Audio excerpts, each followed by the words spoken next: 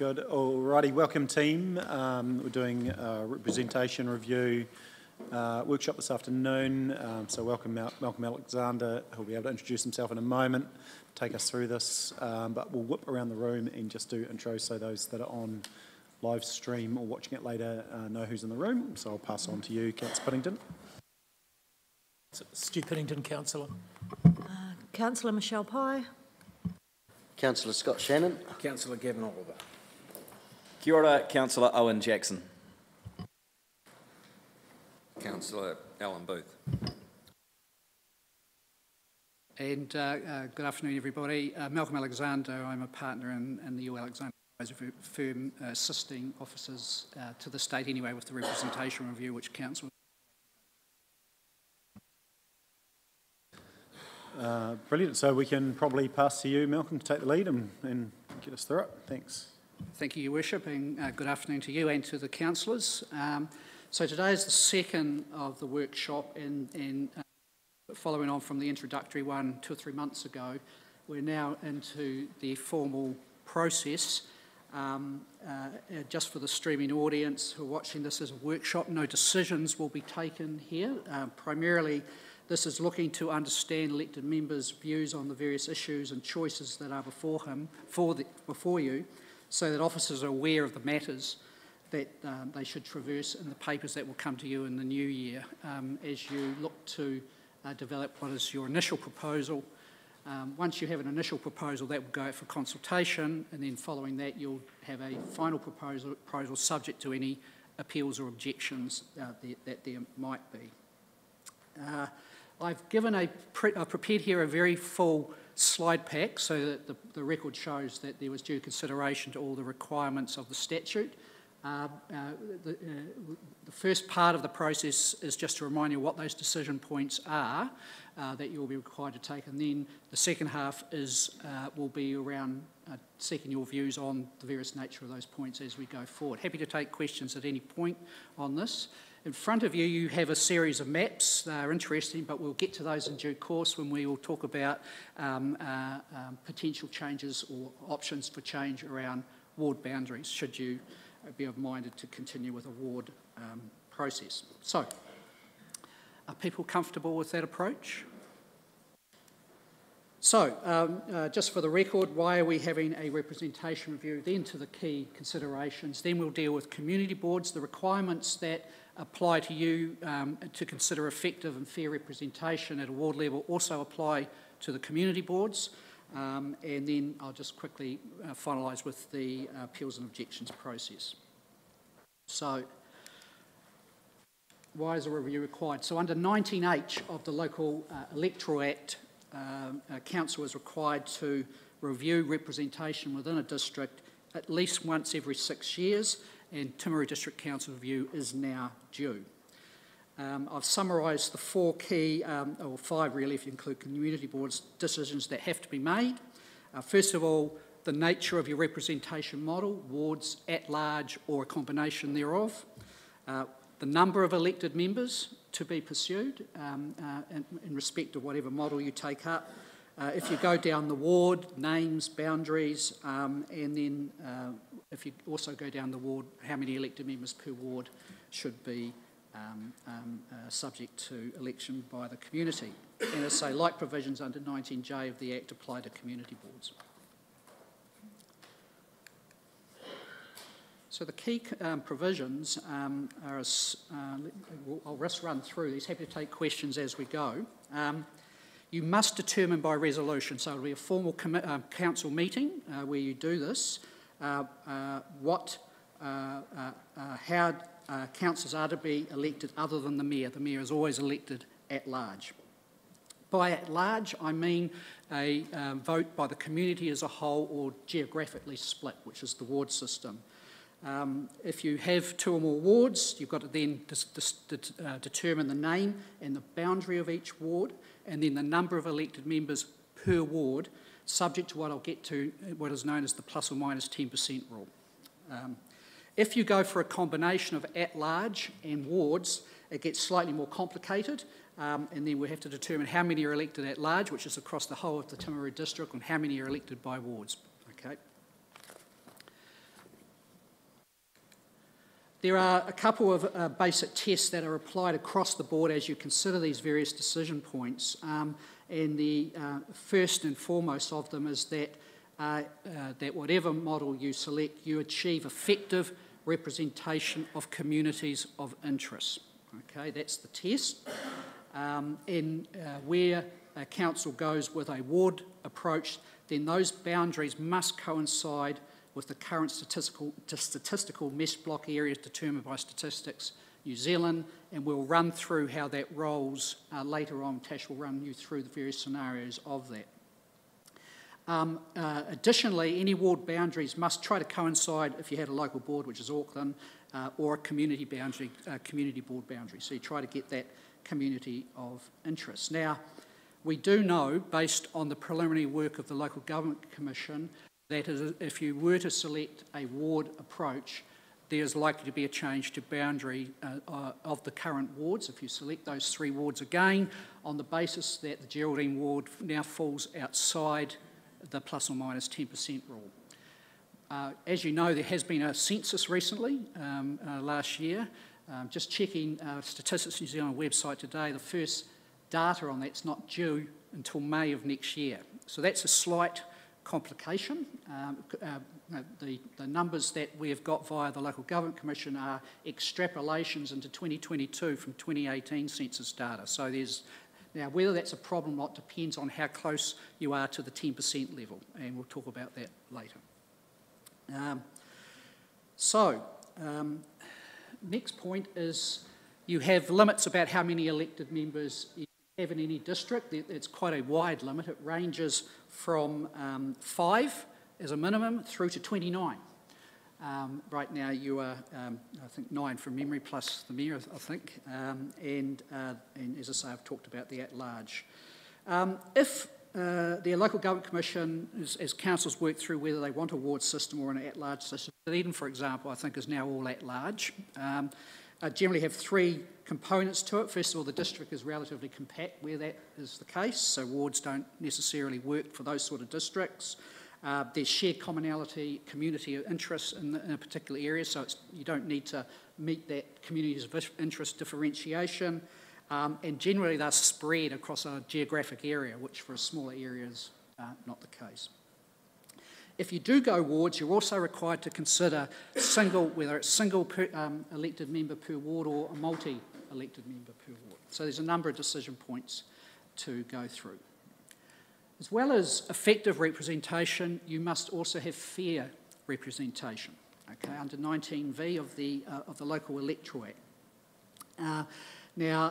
This essentially applies, as I indicated earlier, what is known as the plus or minus 10% rule, which is a population focus methodology. So it says that once you divide your area by wards, if you choose to go that way ultimately, each ward must have fair representation within a plus or minus 10% of the average population. There's a calculation. There are 2 components to that. How many elected members per ward, and then how many people within each ward. So the scenarios we'll present to you today have made an assumption for the purposes of discussion that the number of elected members overall will stay the same and that the number of elected members per ward will stay the same, but of course that's subject to your ultimate decision, in which case we're dealing with population movement. If you were to ultimately make the decision that you want to increase elected members or per ward members, then we'll need to recalculate how that applies on terms of the plus or minus rule. So there are a few things still at large there in terms of decisions. As I say, you've now then got to, so 3 factors to consider: communities of interest, effective representation, fair representation. Now within the statute, it is possible to fall outside the 10% rule. Okay, but those exceptions are quite limited, and they're generally where you can identify a really specific community of interest that is distinct from everybody else. That is a high test and threshold, and even if you were to go that way, it's a default appeal to the Local Government Commission. In other words, the moment you depart from 10%, it triggers a review or appeal to the Local Government Commission, because they are required to ensure fair representation. My own assessment, based on my knowledge of the district to date, subject to the discussions that will be held here and later and in public consultation, is that it is unlikely that any of those exceptions would apply to the Timaru district, in my judgment. So just to give you a sense of what that means, here is actually, Councillor, you can see over there, yes.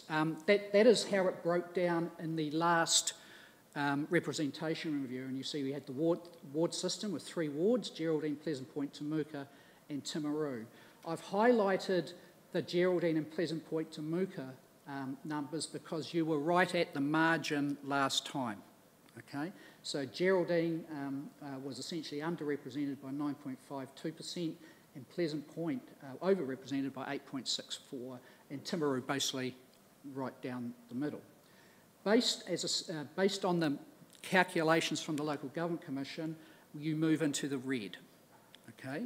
So that means at 15.47, which is the provisional projection, again, to be very clear, or for 2018 census base, and we've had it the 23 census now, we just don't know the results, that means the Geraldine is underrepresented, essentially. So either, even with Pleasant Point Temuka, you're perilously close to the 10% threshold. What that indicates probably is if, again, you keep to the same number of elected members, some movement and boundary between those 2 wards is going to be required in order to bring those numbers within the 10% rule.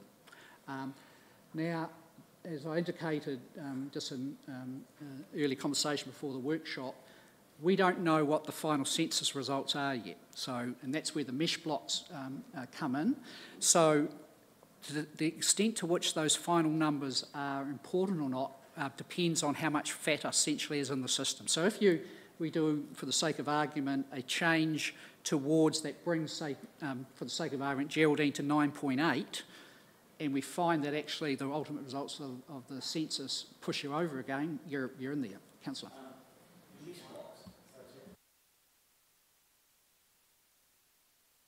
Yeah, sorry, mesh blocks. I'm not familiar with that as a term. So what is a mesh block?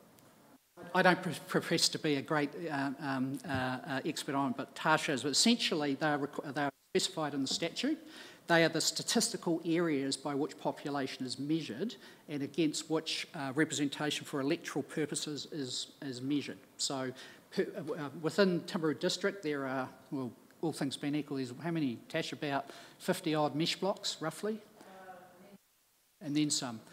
So you can drill down to each mesh block and find out how many people per mesh block there is, and then the district itself is made up of a number. So it's a point of statistical measurement that is technical and specific and used right across the board for electoral purposes. So the census will tell us how many people per mesh block there are, and that then allows us to calculate whether or not we're achieving fair and effective representation. It is a specific requirement of the Local Electoral Act as it is, but that's essentially what it is from a non-IT technical perspective. But again, just alerting you, councillors and your worship, that based on the LGC's numbers, some change is going to be required at the very minimum. In other words, this is not a rollover the situation as it was in. To answer that question, so on the records here from all the mesh blocks I've just done within the Timaru district alone, because out throughout New Zealand they have mesh blocks for all the population, my data shows that there's 589 mesh blocks throughout the Timaru District Council. And while some of them may be of a great size when we'll get to it in the maps, there may be actually few people in them, so it's not a geographic thing, it's a population-based factor. So just to summarise the decision points again before turning to each in turn, the questions essentially are, will Timaru retain a ward-only system or move to an at-large system or a combination? If wards are to be retained, do you want to rename the wards and then look at the boundaries of the ward? And as I've just indicated, I think you will have to. And then through the 10% rule, you also need to review, are you happy with the number of elected members at present, or do you want to increase? And we'll get to that. And then you have that effect of communities of interest.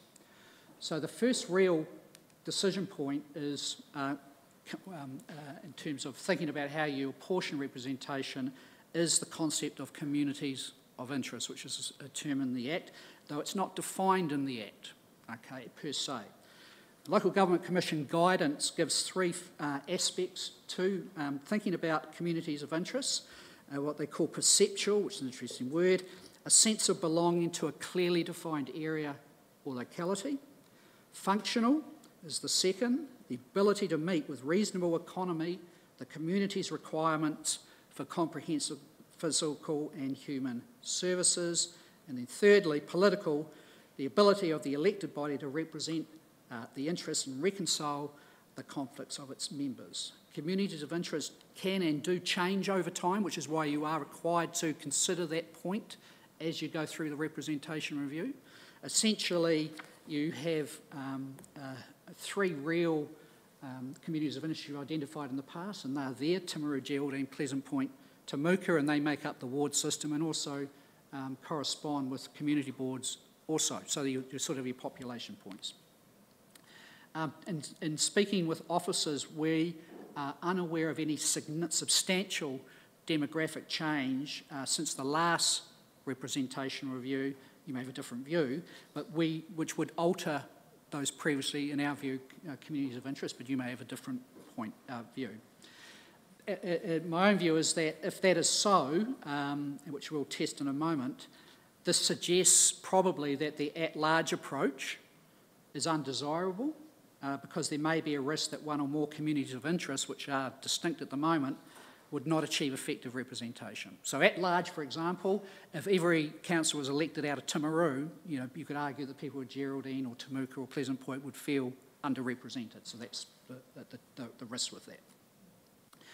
There might be a slightly stronger case for a combination, but given the substantial lack of demographic change, the initial view we would propose for your consideration as you work through this process is that probably the previously defined communities of interest, those three on the board there, are probably likely to remain the same, subject to your views and discussion.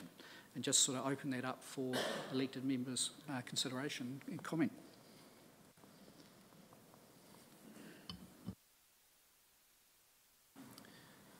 Should we rename the Geraldine ward to be North West Timaru, or what's your thinking? Upper Ringata.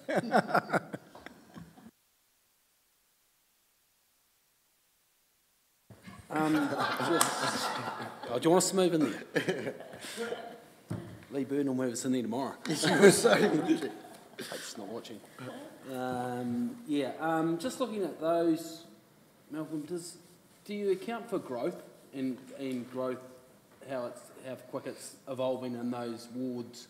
And because I'd hate to go and change the mesh blocks and then find in 4 years' time the population's jumped another 10% and we should have another representative, if you get what I mean. I do, Councillor. By definition, the representation review is a snapshot in time. Okay, so you base it on the data that you have in front of you, and you have to meet effective and fair representation based on that. Yes, there can be change, and that either means it triggers outside of the 6-year window where you must do it, a review in that period, or you just simply catch up and review at the next review. So 6 years is the absolute must you must do it in. You can do it less if you want to. So you'll base your decision ultimately on the numbers that are before you, but it is by definition a snapshot in time based on census data.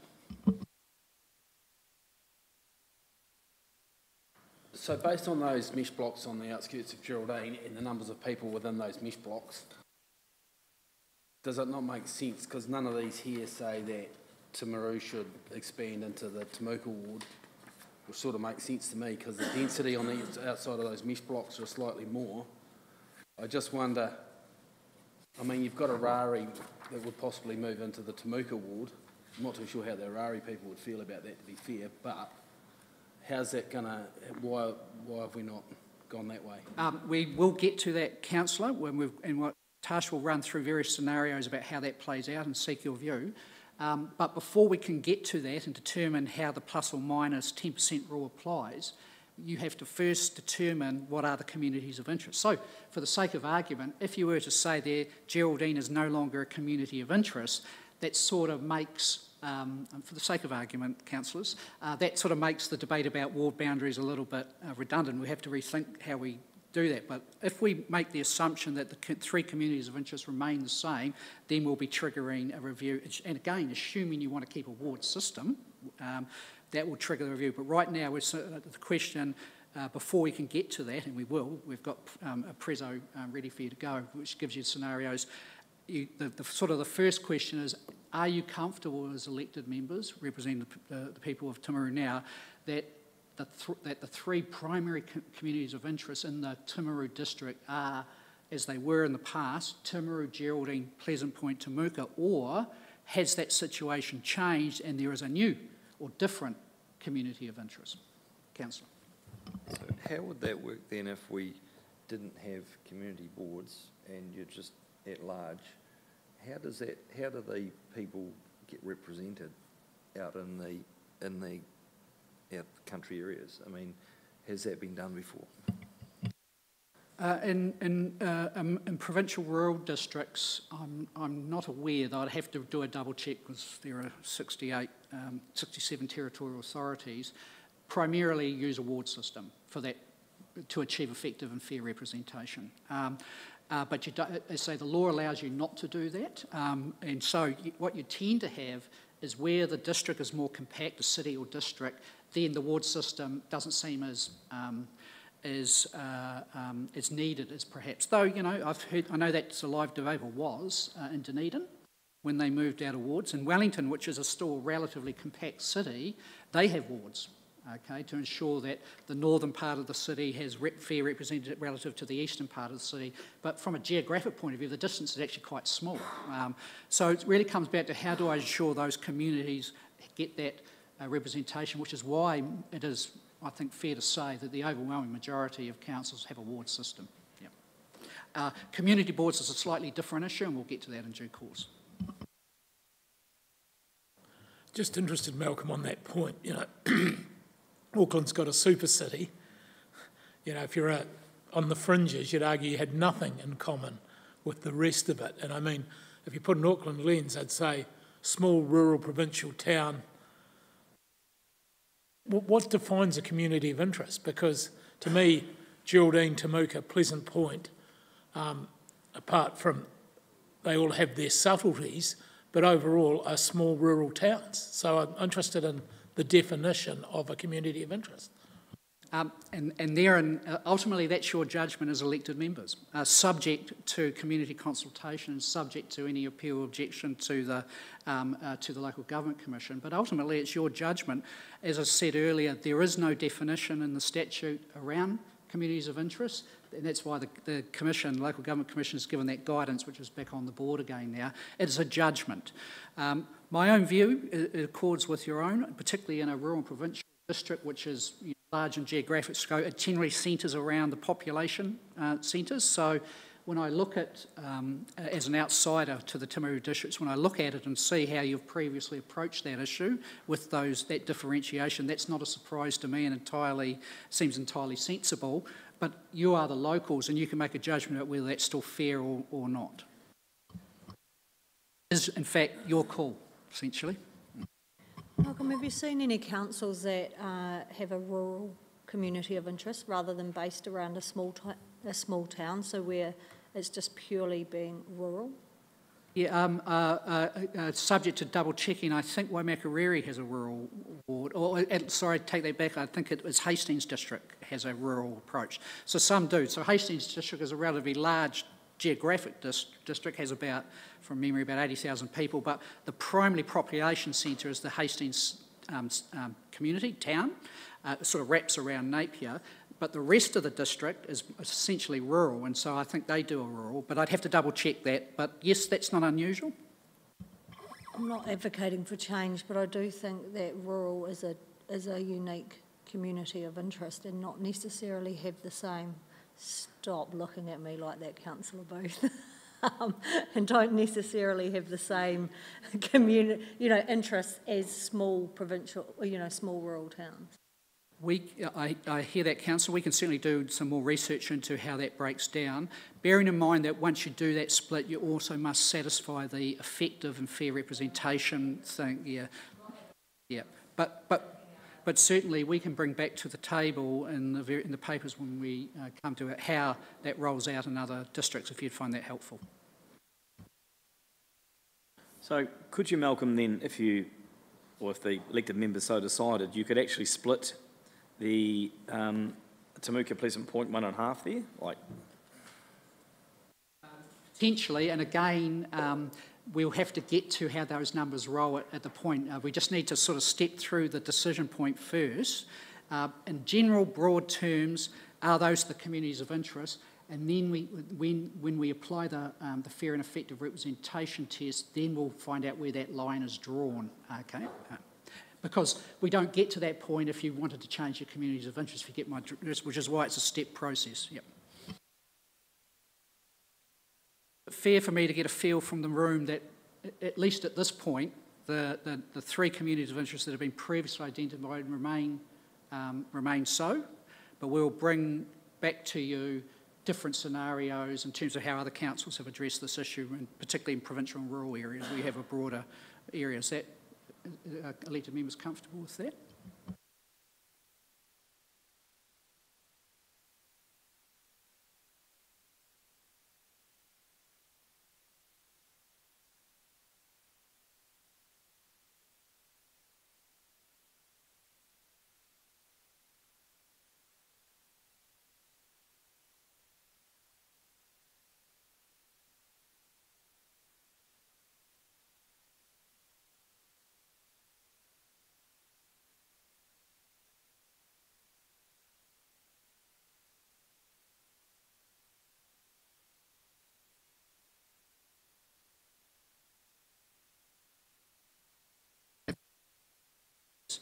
The next point after determining that the current set of community of interest may be the ones you ultimately choose to retain, the then question is, how do I effectively represent the population and people of those communities of interest?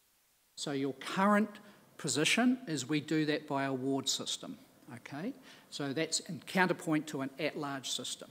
So the debate, the sort of the next step of the analysis is, do I want to retain a ward system based around those three communities of interest, or do I want to move away from that and determine I want some councils elected right across the whole district and some by wards, or none by wards and all by at large?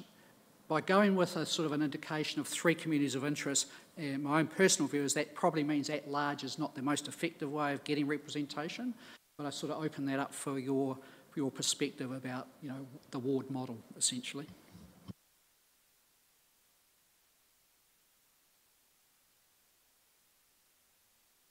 Get rid of those pesky Temuka ones, anyway. Malcolm, does this ever get tested? I mean, sitting around here, no disrespect to our rural councillors, they won't want to go make sense to a, at-large one. But do we ever test the community? Like, I've had people set points say to me, I'd actually like to vote for Timaru because you have far more choice. You've got 6 councillors. We actually have an election. Yeah. But I mean, but how do we test that, is my question. Essentially, right now, that's the purpose of the representation review. The power, like one of the obligations and responsibilities that you as elected members have, is to make that determination about how you best represent, or the electoral system that supports Timaru District Council represents the people. Now that is subject to essentially two tests, which you can test where the people can have the opportunity.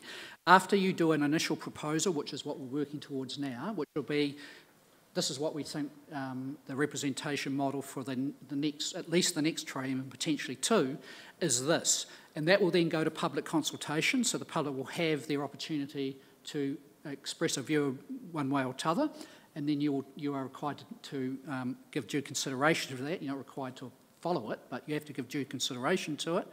If you ultimately then move to a final proposal, which is what we propose to do, that stands and will be the model that applies unless it's appealed to the Local Government Commission. So you need to be aware that the possibility of Local Government Commission review exists, which is why we give so much emphasis to the process and the consideration, because if it does get to Brendan's review, he and his fellow commissioners will want to know that the council has given proper consideration to each step, which is why I'm being quite pedantic in ensuring that the record shows that you've done that. But that's how it's done. But ultimately, councillor, it's your decision, your role.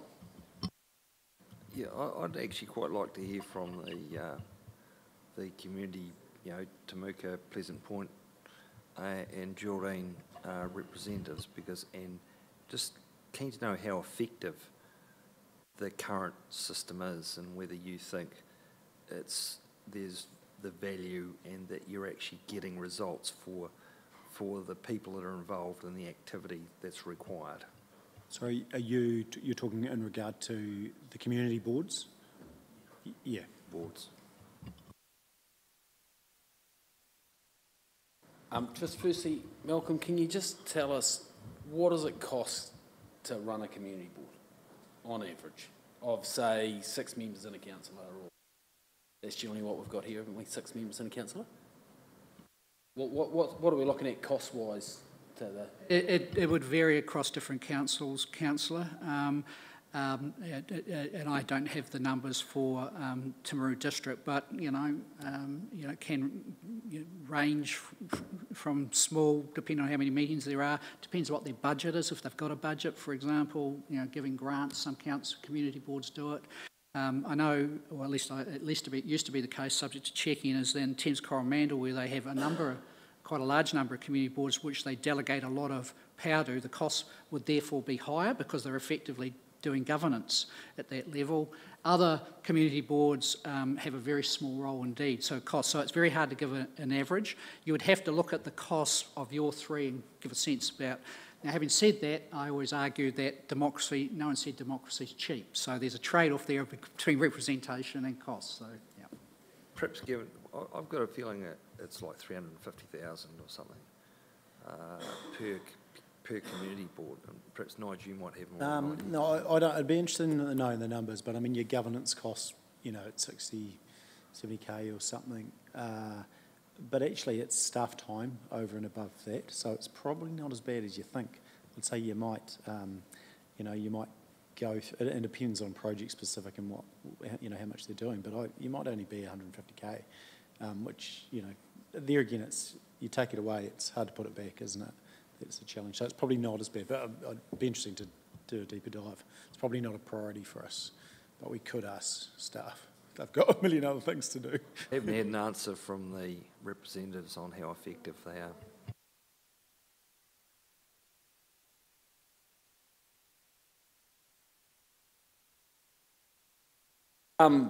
So basically for us at our community board, and this is a question you ask, Alan, how effective it is. Well, I think that the Geraldine Community Board is very effective.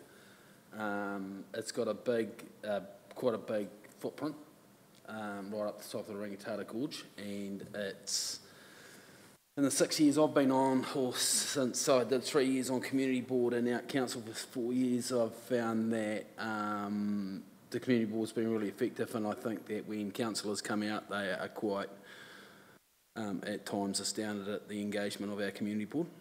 I think it's essential that we keep community boards, I'll definitely say that. And we've always, I believe, pushed a bit above our weight in Geraldine, and that's because I live in Geraldine, obviously, I'm the councillor, but above that, I think that we've done some really good things. Brought some really good stuff to council, and yeah, I'd be appalled at the fact that we would lose our democracy from losing our community, because I think it's essential. And to be fair, the growth, I think Malcolm, when you came last time, I think the growth since 2018 for Geraldine's been 600 in population, and I think Timaru's been the same. So that just shows you how quick Geraldine's actually growing in the district. And when I look at subdivision consents and all those sorts of things, it's just going to continue growing. So I mean, it is getting bigger and bigger, and to be fair, could we do with another councillor? Jesus, at times I'd like to think so. Be good to share the load, but anyway, I think it's very effective. I think our community boards, and I'd hate to see community boards go. But I think in saying that too, I think we've got to get real in the fact, can we have community boards that,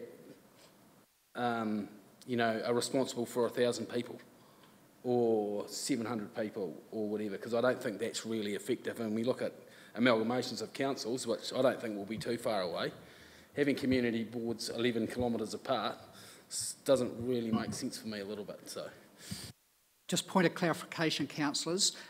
We will get to the community board discussion, but we're not there yet. This is simply about the wards and their systems. Once we do the wards and get that, we'll then drop down to community boards, because they are different things, but you're required to consider both. I was remiss in not addressing the Auckland Council question as well while I'm on that community boards. They have local boards, okay? And local boards are unique in New Zealand, but there is a potential for other councils to go that way if they weren't to create a unitary, for example. And the local boards are designed to give local voice per board. And essentially, when I was in my previous role, I used to describe them as like borough or county councils, if you think. So the old Rodney district is now a local board area, and the whole point is designed to give representation. Now, having said that, it is fair to say that there is often debate between the governing body of Auckland Council and local boards about whether or not that's effective or not, but that's the model.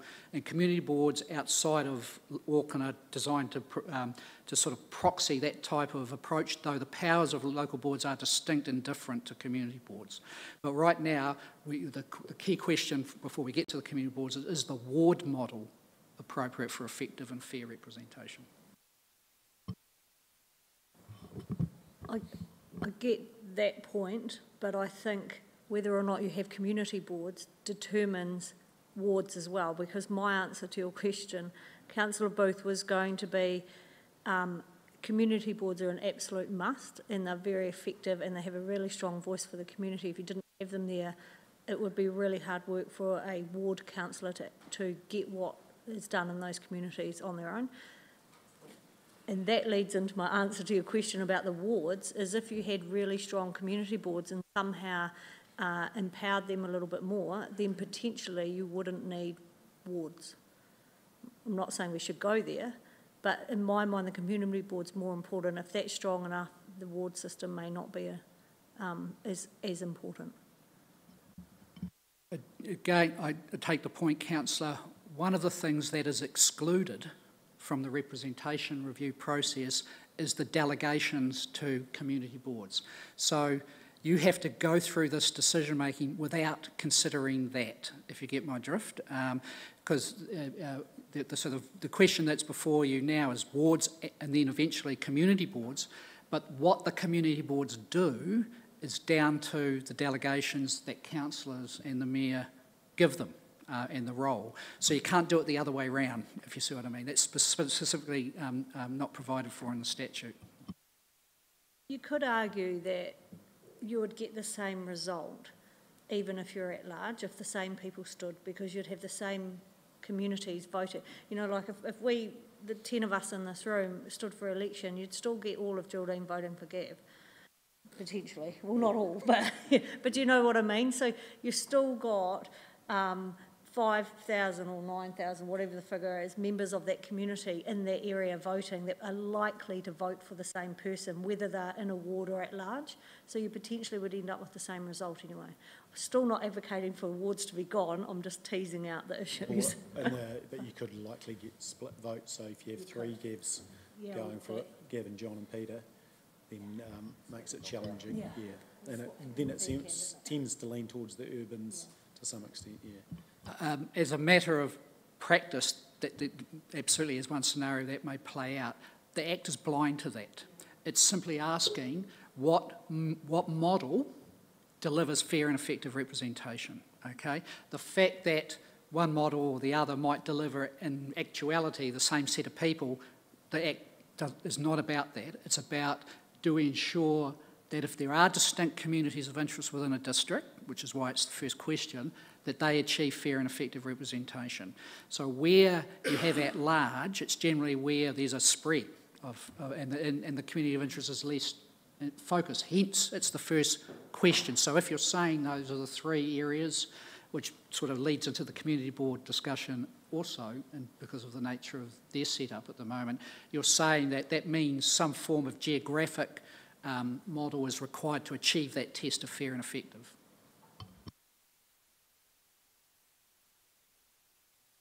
In a sense, that is at least a working proposition for officers to take away, that a retention of the ward system is your current predilection, subject to proper determination. Certainly mine. Is that a fair comment? Yeah. Okay, as I say, we're looking for your feedback so we don't waste officers' time and your time with models that aren't going to fly, probably. Okay, so just to sum up at this stage, the communities of interest are pretty much subject to demographic change and size of those communities of interest. They remain the three primary areas, Timaru, Pleasant Point, Temuka, Geraldine, and that the best way of achieving representation is more likely to be, subject to further discussion and debate and formal resolution, a ward system. Is that a fair reflection of the sense of the meeting at the moment? If not, now it would be helpful to know.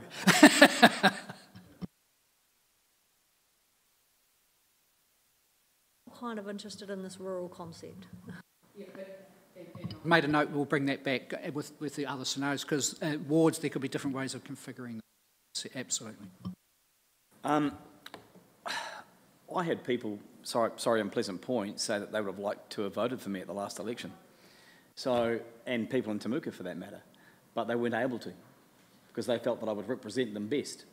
So that's the at-large system, isn't it? Yes. Yes, potentially. Yeah. Sorry, Councillor, what area are you elected from? Timaru ward. Yeah. Is it? And you're talking in Pleasant Point itself, so it's not like it's on the boundary of the two wards. No, in Pleasant Point, people who come from Pleasant Point. Again, that comes to your determination about what's that community of interest. If you're, for the sake of a moment, to say that Pleasant Point's community of interest is actually Timaru and not Temuka, that would necessitate a review of the ward. So that's the sort of debate that you have to have. Yeah. On the flip side, OJ, I've heard people from Pleasant Point disappointed that they don't have someone from Pleasant Point on council. And I think that's the challenge, is actually having people roughly located in that geographic region is really helpful. And obviously the team in Temuka Point are making a real point of giving them representation, aren't you? So, yeah. Yeah, the reality is, as you have here, we have these separate communities of interest, and they would be Temuka, Geraldine, Timaru, Pleasant Point, Temuka, but the Pleasant Point, Temuka thing probably comes down more to numbers than anything else, because Pleasant Point, it's its own unique community as well, but with the numbers, it would be yellow up there if it was just Pleasant Point. But like Michelle says, the rural voice that perhaps Michelle represents very, very well, I suppose we are lucky that is much of Pleasant Point and around Temuka, but that comes down a lot, I think, to the quality of the councillor as well. But I would be interested in the west of Timaru in particular, the actual numbers that domicile in that area when you're looking at those numbers, because Pleasant Point people themselves will probably tell you that they work and send their children to school in Timaru. And I would dare say that Michelle and I work very, very hard with the Pleasant Point people and Pleasant Point Community Board, so we make sure that they feel that we are their representation. But yeah, like Mayor Bowen says, they would dearly love to have their own councillor if they could. And it's never going to be perfect. I mean, a great example is Geraldine and the Waitaki region. Yeah. You know, we think they should be part of Rangatata, but they're not.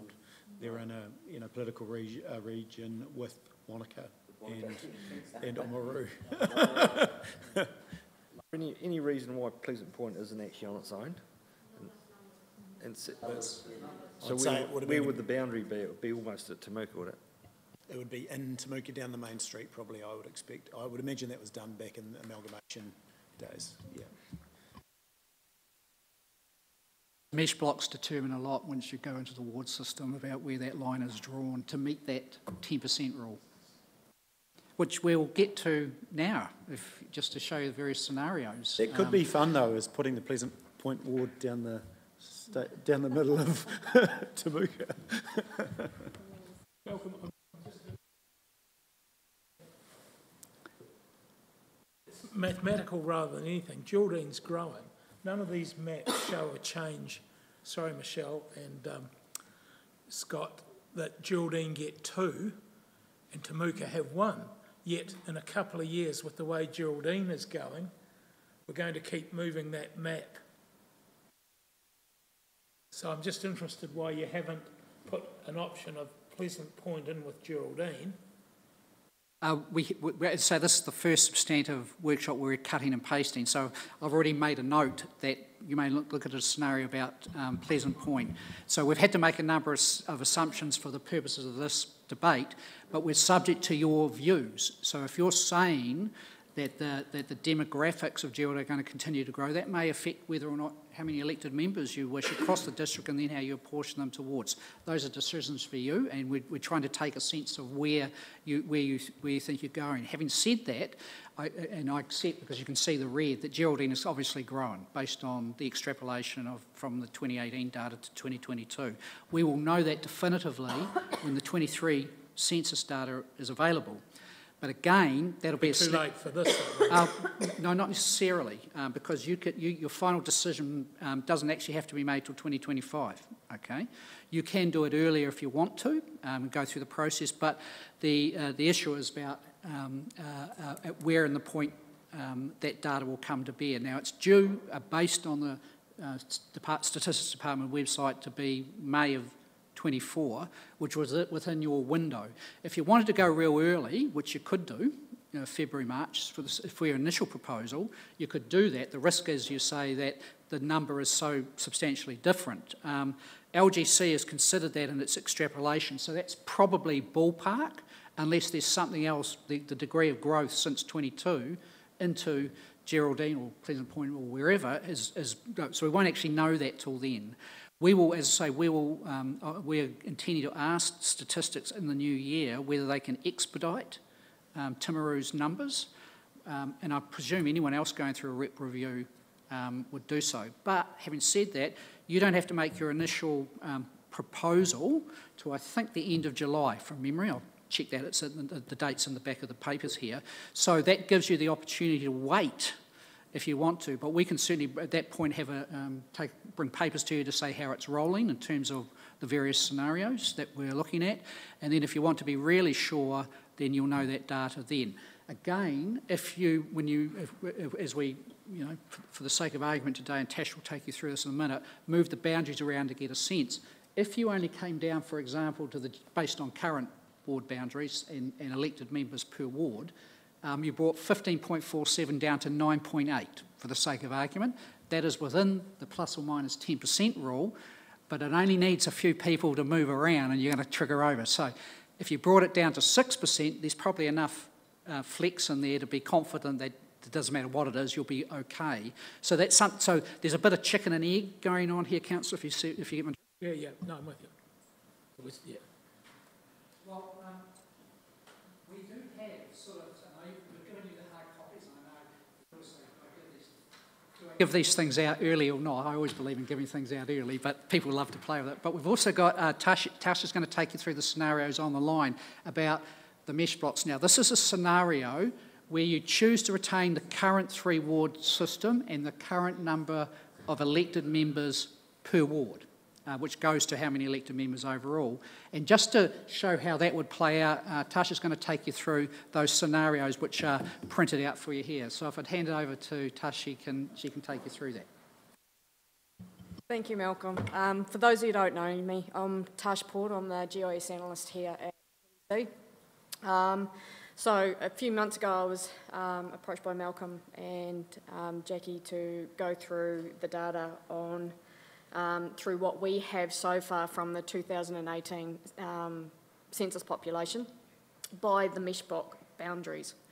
So the map that I'm showing up there at the moment, the areas that are outlined in the colours, as you can see through the maps that you guys are viewing, red is Geraldine, blue is the Temuka and Pleasant Point boundary, and then you've got Timaru and green.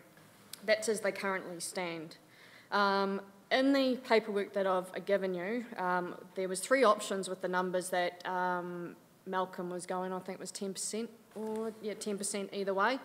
And with the mesh blocks being around those round boundaries that I've got highlighted in the thick lines, we'll see if I change, for example, if you look at option 1, I'll just bring that up. Yep, there are 2 options. So on your maps, you've got two maps for each. So the first one that doesn't have the dark blue outlined on the top, which I'm going to show you up on the screen there, which is showing in the yellow, that's going to be the tentative area for the Temuka Pleasant Point boundary. So that's where it's going to change. So I'll just bring up the mesh blocks stuff for us while I'm in there. So they've got block 1, which is coming up. So I've only got Geraldine and Temuka and Pleasant Point drawn up in the mesh blocks there. As you can see, I don't have in the green, Timaru isn't lined out because at this point for this workshop I think we were just concentrating on Geraldine, Pleasant Point and Temuka. So you'll see that the yellow part with the numbers, that's the numbers for each mesh block population from the 2018, I'll confirm for the data in there for each of the estimated population from that census and 2018. So those are the numbers that will approximately change. Sorry, can you zoom in on those? Might be my Yep, I certainly can. Thank you. That's a lot better. Yep, no, I certainly can. So that's not a problem. So that's the numbers there, and we are looking at, once it takes its time, sorry, because of the data on here, there we go. And as you can see in Arari, this particular one, option 1, was that the Timaru and Pleasant Point ward comes in to get those numbers for the 10%, and Geraldine loses that. The main community that was affected, however, appears to be, no matter which census that we go through, was the Arari area. So this option here puts the whole township, basically. I know that there's, I think there, if I go into highlight which ones, and I'll just highlight, come on. Don't be cheeky. Okay, yeah, so that one. Oh, come on, buddy. Why are you so slow? That one. So that there's on those 3 right around Arari, so that brings the township, and then you've got this one here, just down the bottom here, was already in the Temuka and Pleasant Point boundary. But those other 4, and I think there's another wee one in behind here. It's quite close to Geraldine, isn't it? Yeah, there's another little one in there, which is your 20. Oh, why is that disappearing? There we go, I want the mesh block. Yeah, you've got the 21. So you've got those 4, which brings in Arari, which brings in our numbers for the 10%. Yeah. We tried playing with these mesh blocks, the red ones in between, the ones in the yellow, but the numbers in there, it just tipped it and it was already on the Geraldine side. So there's option 1 where it takes through there. Option 2, so if I change that through to option 2, again, with the Arari side. I'll come in and paste.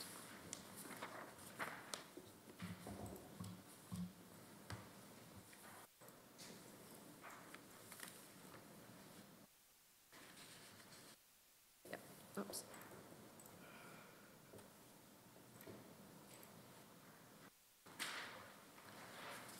And go into option 1, option 2. Mesh block is Gavin, and we'll just put that into Stick them into McKenzie.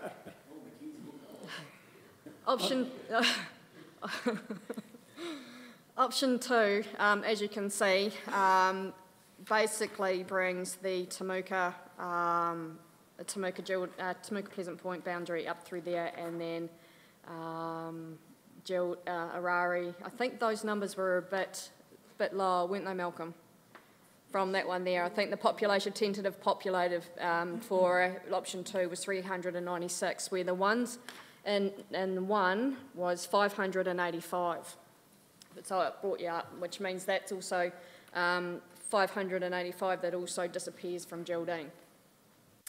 So this one here was the lower option for 396 by not including Arari Township, just those 2 properties, adding that extra property, number 36 people, to the Temuka Pleasant Point boundary, which leaves most of Arari, apart from the 21, that is just that little triangle underneath the Arari label, still part of the Arari district and part of Geraldine.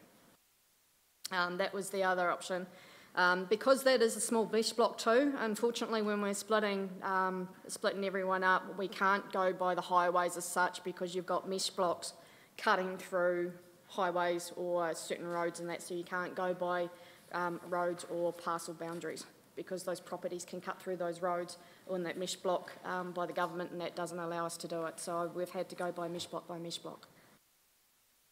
So that was option 2, sorry. And then, excuse me, so if we go to option 3,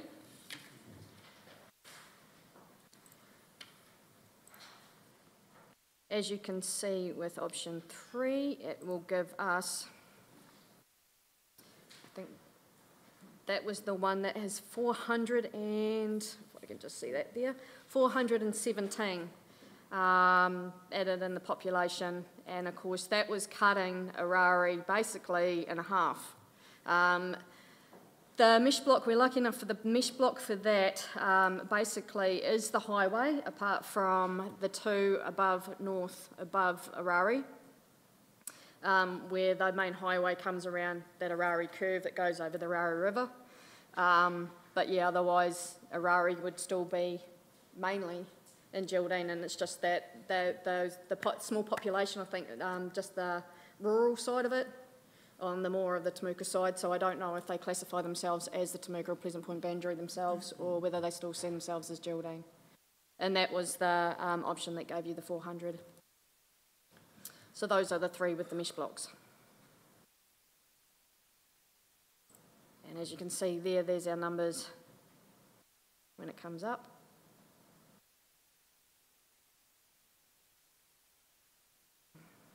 Why is that not coming up? Not coming up.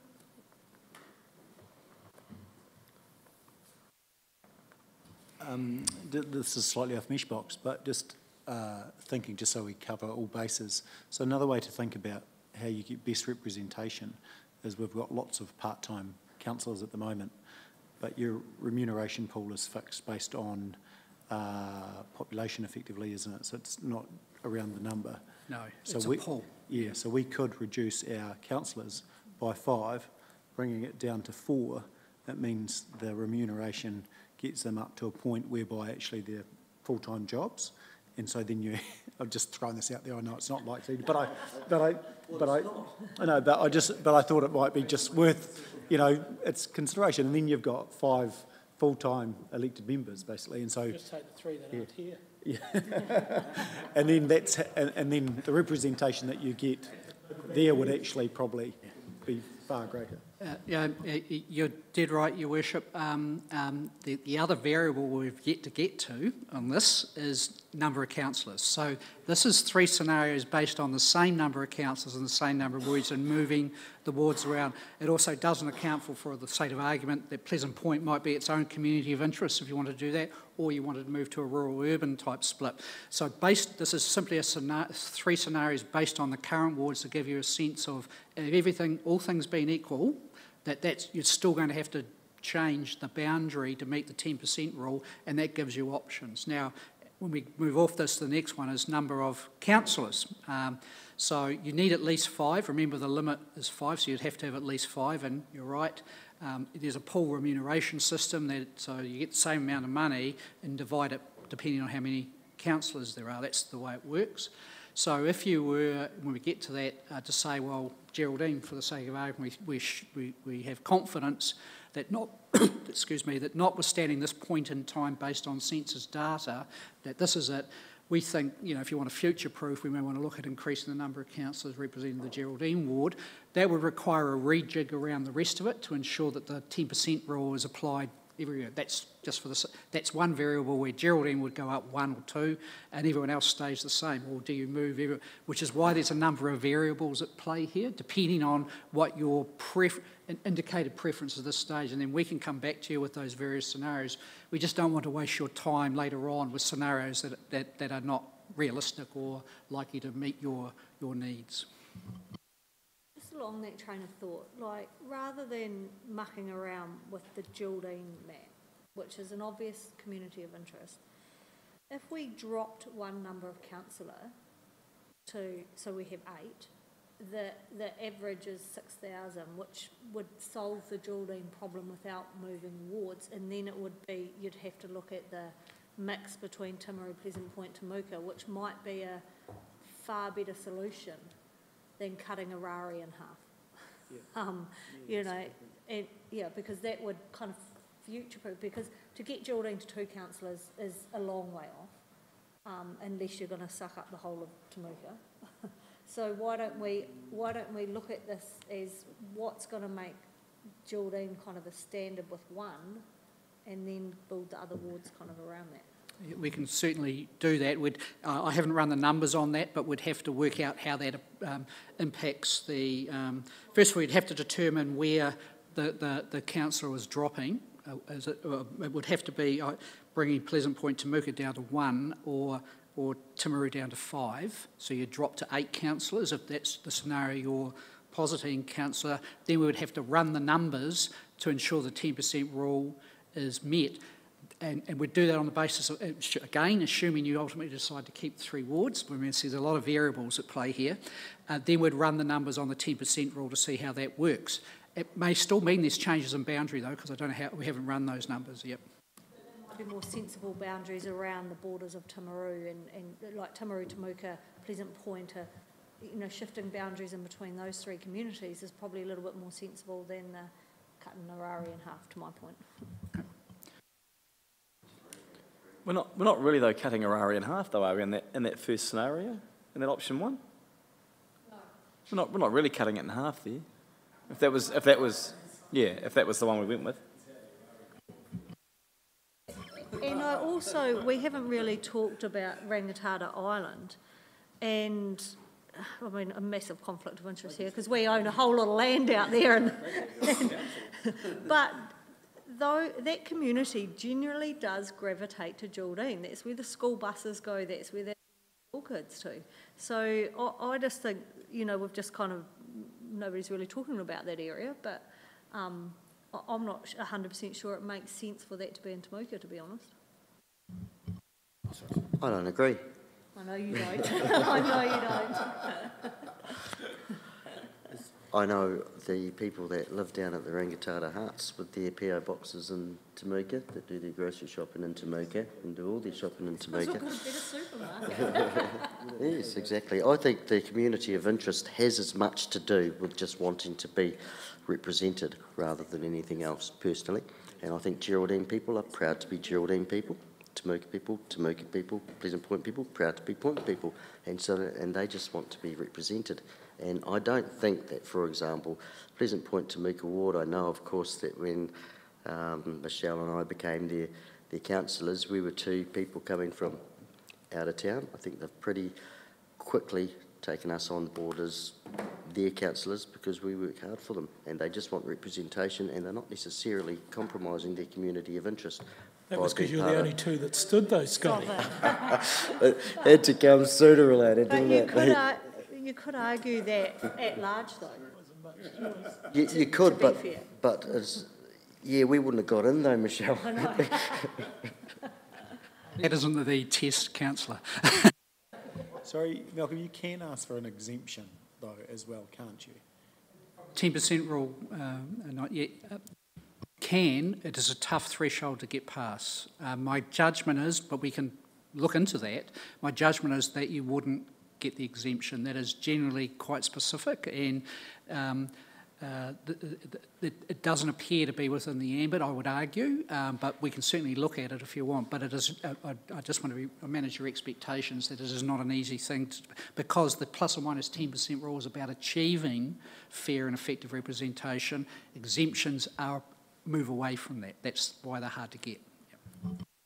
One thing I'd say is maybe we're overthinking this, because if I'm in Ararai and I've got a Geraldine councillor, I've got a Temuka councillor, something goes wrong, I've got 2 councillors in my pocket. We have school boundaries, we have lots of things, so let's not overthink this too much. And the same applies to at large, because you effectively still have to serve those communities, just like Timaru councillors have to serve those communities. Yeah, so that's kind of no, I agree. Yeah. And that's essentially it's your decision, and you give that feedback about how you think you can best serve the needs of your community, really, is what works best for you. Once you have that, we then have to apply the rules in terms of the numbers. That's all we're saying, yeah. Yeah, I do have to agree with Michelle regarding some of those areas that you're taking away from Geraldine, that people that use the school and use the town in general. So I'm not too sure that, and that's a fair bit fair chunk you're taking out of a ward.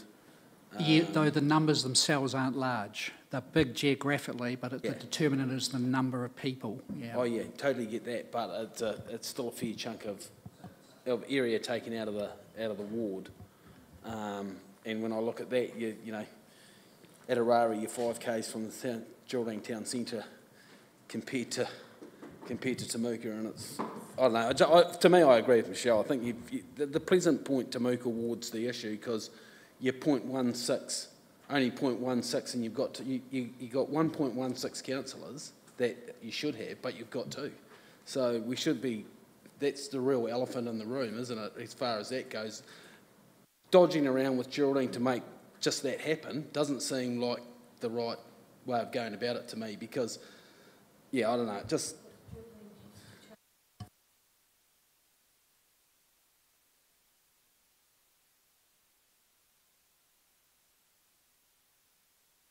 Can't resist. They send their kids to primary school from there. Where do they go to high school? We didn't.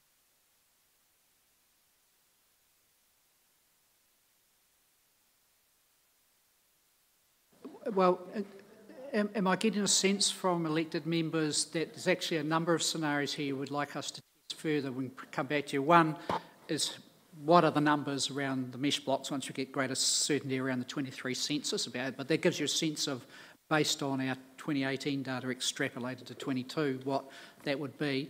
The other one, but that was a scenario based on no change to the number of elected members, and also no change to the elected members per ward as they are at the moment.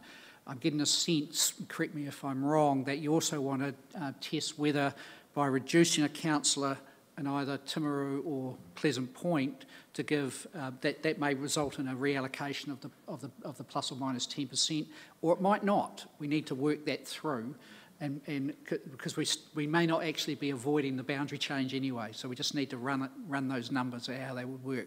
But again, that's another choice, but there will be one less councillor elected at the next election.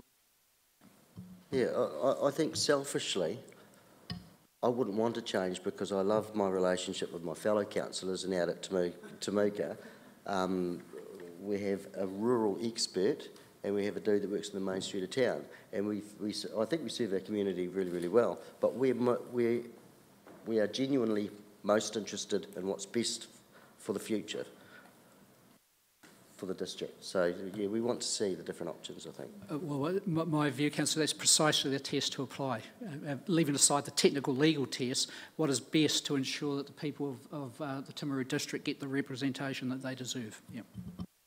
It's an interesting challenge, and you build relationships, and unfortunately, as much as I love all you guys, democracy will serve in a couple of years, and we will or won't be part of the table if that's the journey that we. But if you actually think about it, if you think about how effective, potentially commissioners are in Tauranga, and how within a democratic system you could, as closely as possible, mirror something like that, and it's actually by reducing elected members. I need to give this some further thought, but you know, a smaller council where remunerated better actually would potentially deliver more. It's interesting to think. As long as you've got the right people, that's the risk. Speaking of the democratic process, though, isn't it best, because if you reduce by one councillor, wouldn't that take you down to an even number? Is that right? So aren't you better off to have the odd number situation? No, because the mayor's number 9. We're an even number now. Would go to 8 plus 1. You'd be 9 instead of 10. Eh? Yeah, my understanding it's even at the moment, then the mayor would have a casting vote if it's split. But yep.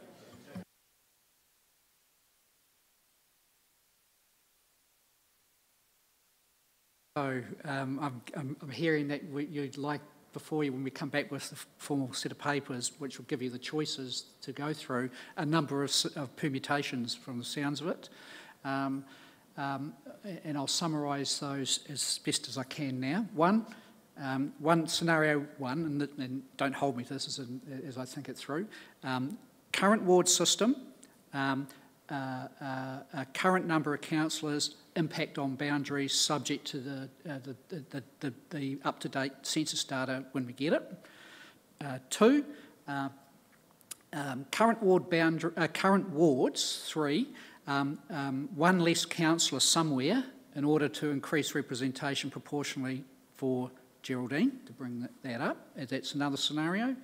The other one is probably a creation of a new ward, potentially, around Pleasant Point, in terms of that. So if you thought Pleasant Point was a separate community of interest to Temuka, and that would then, all things being equal, be a 4-ward model rather than 3, and then what would that mean? Would it be 1 in Pleasant Point, 1 in Temuka? How would that play out? What would that be impact on the boundaries? And the other one, of course, which I'm not sure I'm hearing any appetite for, but I put it out there because it solves the 10% issue, is at large. Because at large there is no 10% issue to determine because it's flat out. But that is one way. The one that's not on that list at the moment is a combination of at large and wards. Is that? Am I getting the sense of the various views of councillors around what those options might be? Just on Pleasant Point, though, about 1,500 people, you're going to have to spread that really wide to the fringes of Temuka, Geraldine and Timaru. Yeah. So I don't think that one's going to fly. That would be my sense too, councillor, but if that was the feeling that you wanted us to have a look at it to see how it numbers ran, or if it's definitely not going to fly, then we won't waste officers' time or your time. Pardon? Yeah, I think so. Yeah, that would be my view. Because presumably this has come up before, or we wouldn't have had a Pleasant Point Temuka. Yeah. Oh, it hasn't? Oh, okay. So there's always scenarios, though, Malcolm, when it comes down to representation, if Temuka went down to 1 councillor and only 1 community board, that there could be representation from a overarching Pleasant Point area, that 3 of those people are always up to be elected onto that board. So you haven't got like all Temuka people on the Temuka, it'll be still the community, Pleasant Point Temuka community board, but you could wrap some parameters around that. There has to be fair representation from Pleasant Point to be sitting on that board. Yeah, in terms of, let's assume that the current maker of community boards remains the same, but bear in mind there is a substantial difference between being a councillor and being a community board member. Technically they are not elected, not part of a territorial authority as a matter of law, a community board. So the power is in terms of determining your district's future, decisions on the long-term plan, annual plans, all that sort of stuff is a councillor decision, a mayoral decision, not a community board one. So yes, technically a representation, but that goes to the nature of what does a community board do in any particular different. But as a matter of law, the difference between a councillor and a community board member is marked. We shouldn't misunderstand that. Yep.